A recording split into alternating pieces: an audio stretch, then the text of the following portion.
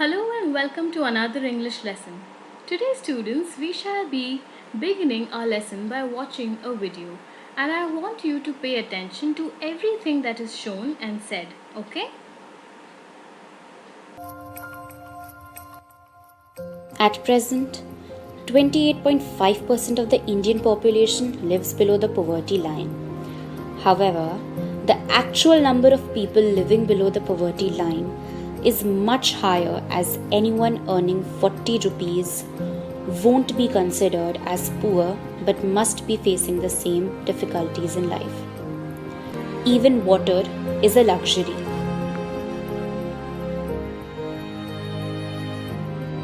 Majority of the population are rag pickers or garbage collectors, and thus their houses are usually made of plastic or other material picked during garbage collection. अरे गंदे में तो हम लोग के जीना है, क्या करना है। कोई चेंज चाहती हैं आप, कोई मतलब बदलाव ऐसा है? बदलाव तो ये रोड बन जाई है, बहुत चिकन बचिया है, और का बदलाव मिली। और थोड़ा साफ सफाई। हाँ, ये नाली बन जाए और ये रोड सफाइया हो जाए, यही बहुत है हमन के लिए। This area is extensively populated due to the huge amount of waste generated and lack of a proper waste disposal system in place. Shortage of water supply is commonplace. Recently, the government started providing water tanks to curb this issue. 20% children don't see their 5th birthday due to illness caused by the unhygienic environment. Most of them live on rent, paying astonishingly high prices. Poverty has no religion, caste, or race. Beneath these rag pickers, tea sellers, hard-working laborer is a human like all of us. A human with various goals, aspirations, desires, which they want to fulfill and which deserve to be fulfilled. So, children, we saw the video. How did you feel? You must have felt sad and unhappy, right? So, then, children, do you think we should help such people? Or should we let them be how they are? Yes, we should help them, right? How would you feel after helping them? Yes, very good and happy, right? So, children, there are many such issues that are of concern, and we as privileged individuals should reach out to help others in need, right? Similarly, there's a poem in your textbook called If I Can Stop One Heart from Breaking, written by Emily Dickinson, which we shall be studying today. So, students, when I read the poem, I want you to pay full attention and read along in your mind if you wish to. Alright? If I Can Stop One Heart from Breaking by Emily Dickinson. If I can stop one heart from breaking, I shall not live in vain. If I can ease one life the aching, or cool one pain, or help one fainting robin unto his nest again, I shall not live in vain. Okay, students, I'm sure all of you must have paid attention and therefore will be able to answer these quick questions. Alright? So the first question is, what does the speaker want to ease? Yes, the speaker wants to ease one life the aching. And the second question is, what does the speaker want to cool? Yes, the speaker wants to cool one pain. Alright? Now, students, before we get into the detailed study of the poem, we should know who wrote the poem, right?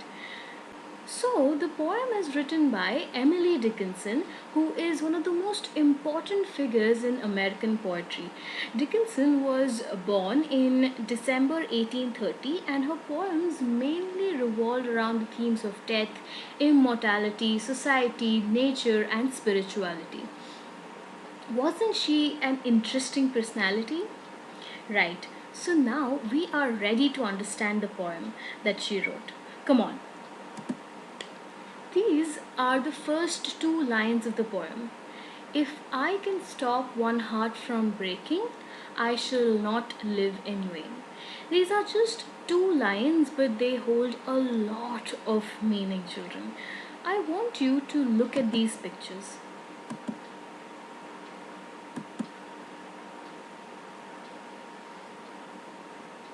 Who is this great personality, children? Yes, she is none other than Mother Teresa. We all know, children, that Mother Teresa devoted her entire life towards helping those in need. The poor, the downtrodden, right? So, children, do you think helping someone in pain is necessary? Why do you think it is necessary? Because we are fortunate enough. God has bestowed upon us all the necessities of life and even luxuries. So, it becomes our duty to help the needy, right? Now, children, I want you to locate a word in the poem which means useless. Yes, the word is vain, which means useless.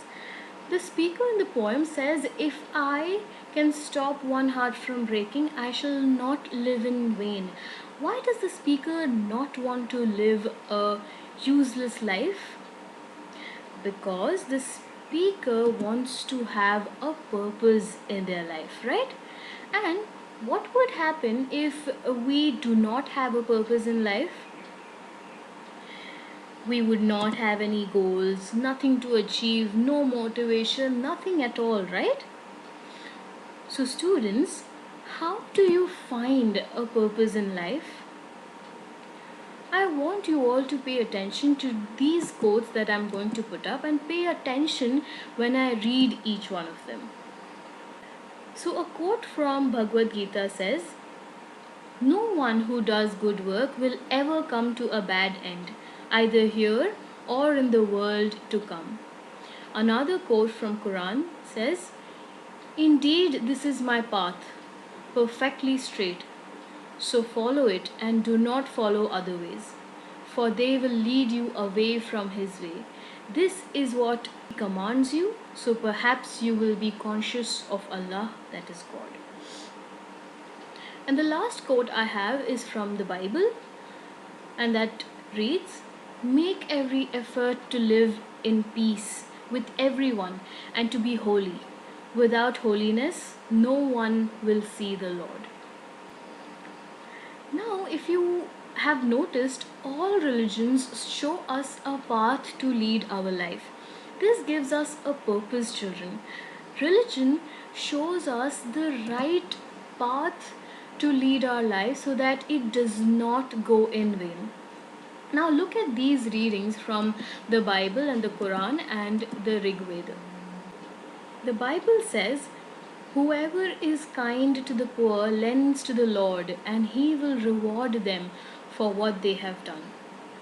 The Quran says, "Be good to orphans and the needy, speak nicely to people, and help the poor." And the Rig Veda says, "Let the fortunate rich fulfill the needs of the poor. Let everyone realize that one day he may need the help of someone." These quotes, children, highlight the presence of God and the right path one should lead in order to not live in vain. Yes? So, children, what can you do in order to help the needy, and how would you lead your friend to a righteous path? If it is a poor person, I will share my food, also help him to go to a charitable institution where the person will be taken care of. And I will lead my friend on a righteous path by guiding them and understanding them.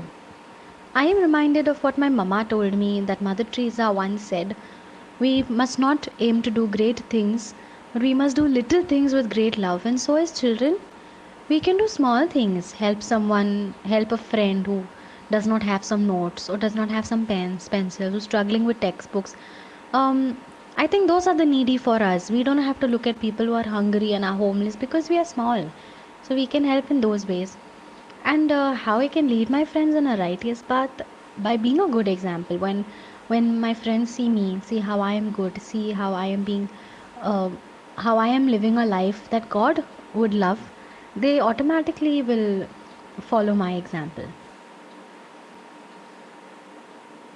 Very good, children. I am really proud of you. So, now what do you think is the main idea of the two lines that we studied? Is it live a life in vain? Or is it helping mankind? Or is it live a life with a purpose? So, yes, the lines obviously tell us to live a life with a purpose, but the inner meaning is to help mankind, right? So, the first main idea is helping mankind. Alright, students, now moving forward to the next and the last few lines of the poem.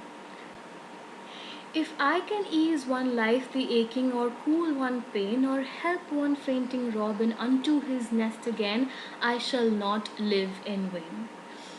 So, here, students, the speaker talks about how doing his little bit in any way possible, he would not live in vain.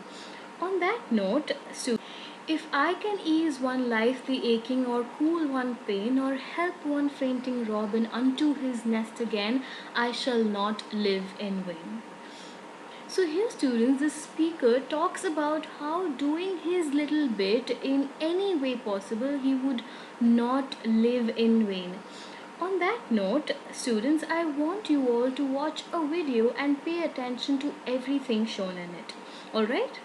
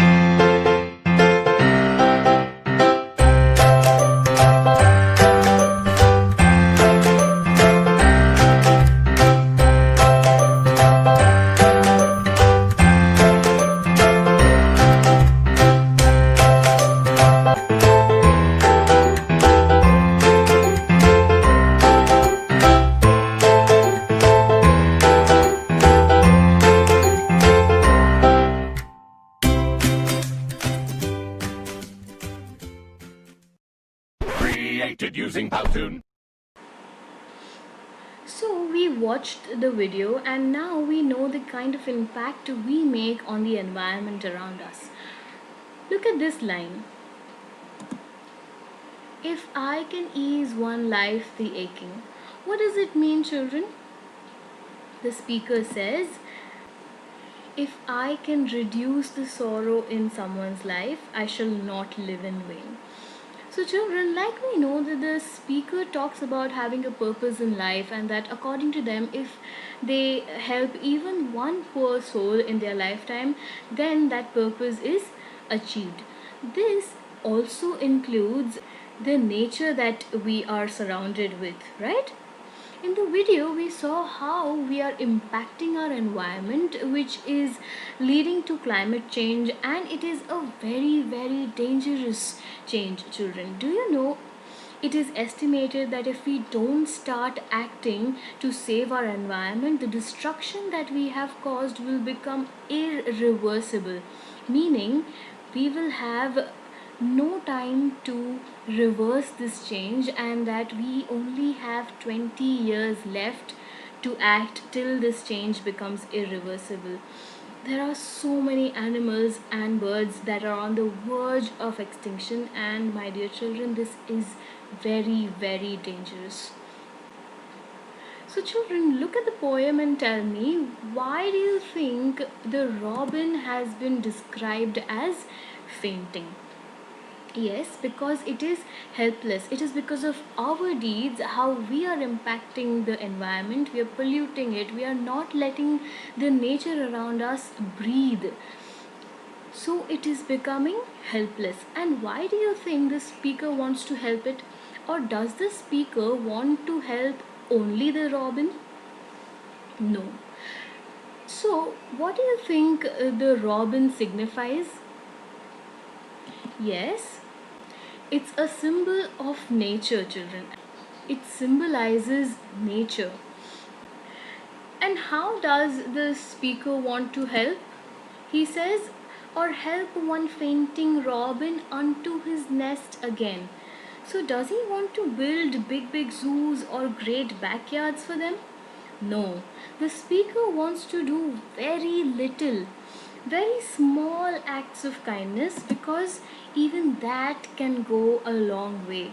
In the words of Khalil Gibran, the smallest act of kindness is worth more than the greatest intention. Isn't that true? So, children, what can you do in your own small way to help the nature around you? So every simple thing that we do to help save nature matters a lot, and we all are capable of bringing about change. So we can start by as something as simple as using public transportation. We can help to save nature by planting trees. We can shop locally. We can always recycle things that we don't need, paper, clothes, and also we can try and use cloth bags instead of plastic or paper ones. I've already started using cloth bags when it comes to shopping, because of course plastic pollutes the nature in a bad way. So, yeah.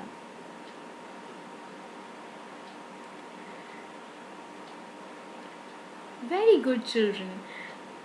Those are some really nice ideas.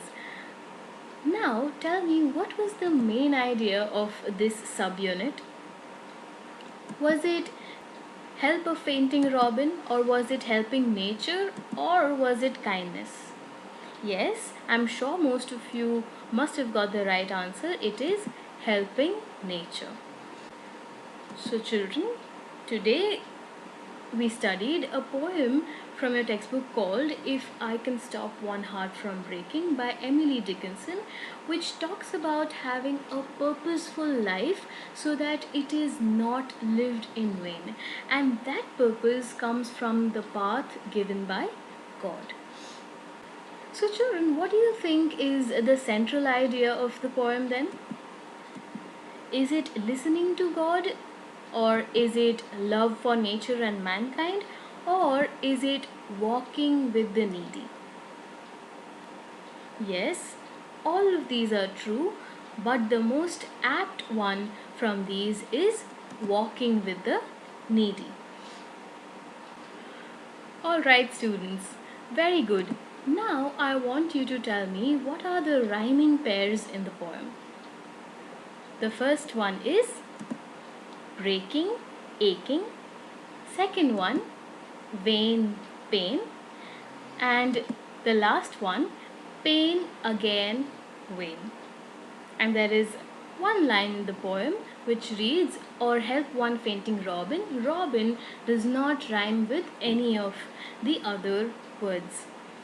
So children, with that, I want you to guess the rhyming scheme of the poem. Yes, I'm sure most of you must have guessed it. It is A B A B C A A. Alright? And how do you think was the language of the poem? Was it easy? Yes, it was easy to understand and there were barely any difficult words used. Yet, it had a lot of meaning to it, right? Okay, children, great. I'm sure all of you must have enjoyed uh, analyzing this poem and learning this poem. So here's a summary of the poem that we studied, comprising of the main ideas, the central idea, and the language study. So children, before we end the lesson, I have a very small homework for you, that is to write a story on the theme helping the needy. Okay, it'll be fun. You can choose your own characters, you can choose your dialogues, you can choose your settings. Okay, all right. So thank you so much children for paying attention. Means a lot. Bye.